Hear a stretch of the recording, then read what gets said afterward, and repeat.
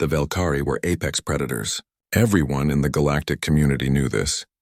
With their razor-sharp, retractable claws, heightened senses and instincts honed over millions of years of evolution, they sat comfortably at the top of their planet's food chain. Their adults stood nearly 8 feet tall, their muscular frames covered in sleek fur that ranged from deep obsidian to amber gold.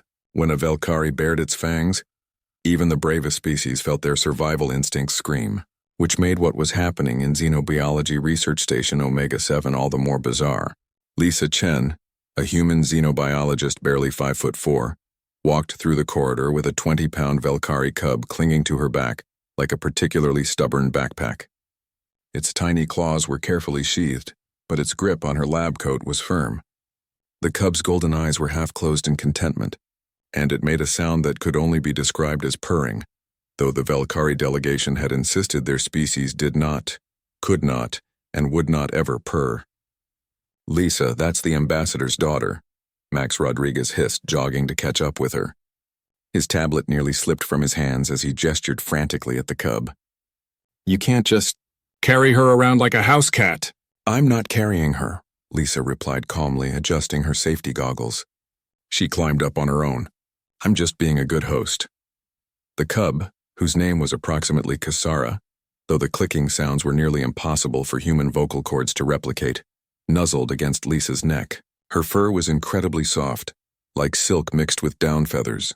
She couldn't have been more than 6 months old in Velkari development terms, roughly equivalent to a human toddler.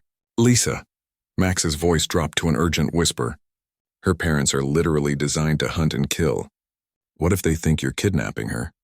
"Then they'd have done something about it 3 hours ago," Lisa said, scanning her ID badge at the next security checkpoint. The guard, a 4-armed Quellan, looked at the cub on her back, then at Lisa's unbothered expression and simply waved them through with all 4 hands raised in a gesture of bewildered surrender. It had started during the morning briefing.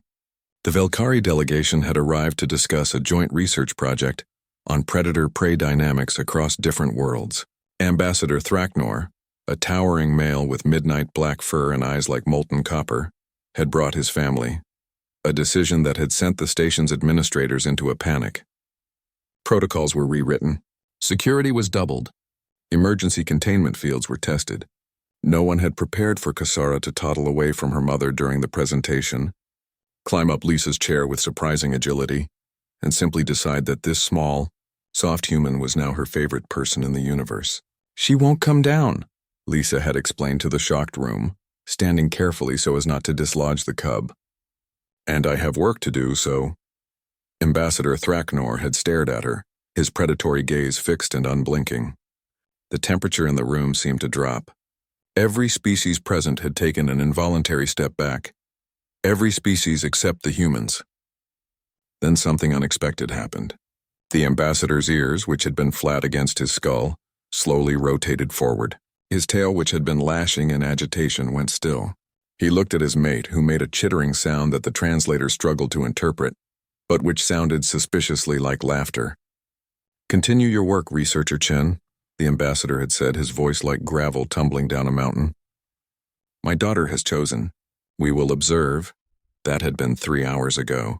Now Lisa was running spectral analysis on mineral samples from Velkar Prime, with Kisara still firmly attached to her back. The cub watched the holographic displays with fascinated eyes, occasionally batting at floating data points with one small paw. When Lisa reached for a sample container on a high shelf, Kisara helpfully stretched up, her superior reach making the task easier. "See?" Lisa said to Max, who was documenting everything with his tablet. "Teamwork."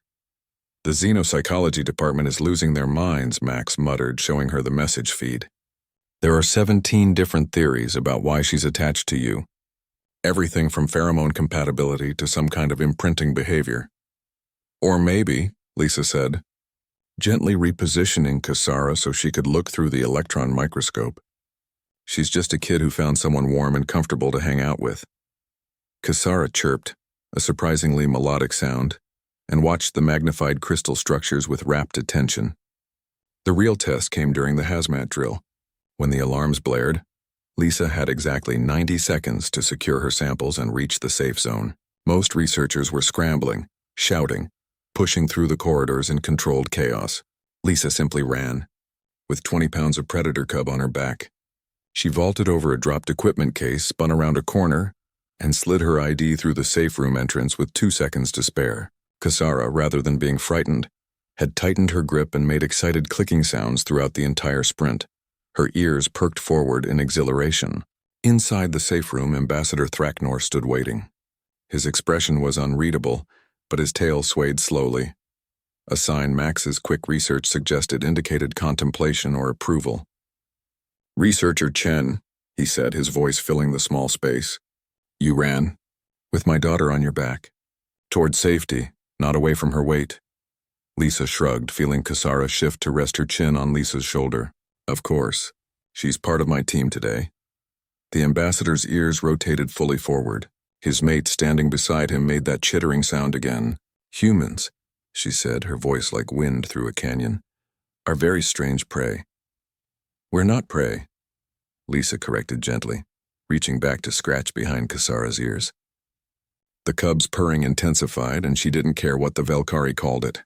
That was definitely a purr. "We're just adaptable." "You carried a predator's young through danger," Thraknor said. "Without hesitation, without fear." "I was more worried about dropping my samples," Lisa admitted. "Those crystals took 3 weeks to culture." The ambassador stared at her for a long moment. Then, surprisingly, he laughed, a deep rumbling sound that made the walls vibrate. "Perhaps," he said, "we have much to learn from each other. If your species can make a Velkari cub purr—" "We don't purr," his mate interjected. "Then perhaps humanity is more formidable than we assumed." When the drill ended and Kasara was finally coaxed back to her parents with the promise of food, Lisa's back felt strangely empty. The cub looked back at her from her mother's arms, golden eyes blinking slowly, the Velkari equivalent of a smile. Max collapsed into a chair beside Lisa. "You just carried an apex predator's baby through an emergency drill," he said, still slightly breathless. "Do you understand how insane that is?" Lisa pulled up her research notes, already refocusing on her work. She needed someone to keep her safe. "I was there." "It's not complicated, Max." But as Ambassador Thraknor filed his report that evening, he chose his words carefully. "Humanity," he wrote, "does not see threats where others see certainty. They see individuals, they see need, and they respond with a compassion that defies logic, carrying burdens that would make others flee, simply because someone needed them to. If this is their weakness, we should be grateful. If this is their strength, the galaxy has underestimated them." In her quarters, Lisa found a message on her tablet. It was from Kasara's mother, translated but warm. "Thank you for being soft when my daughter needed softness and strong when she needed strength. You would have made a fine Velkari." Lisa smiled, saved the message, and settled in to finish her reports. Tomorrow, the real research would begin, but today she'd learned something valuable. Sometimes, being human meant being exactly what someone else needed, even if that someone had claws and fangs and came from a species that could tear you apart, especially then, because that's what humans did. They carried each other, and sometimes they carried others too, right through to the end of the shift.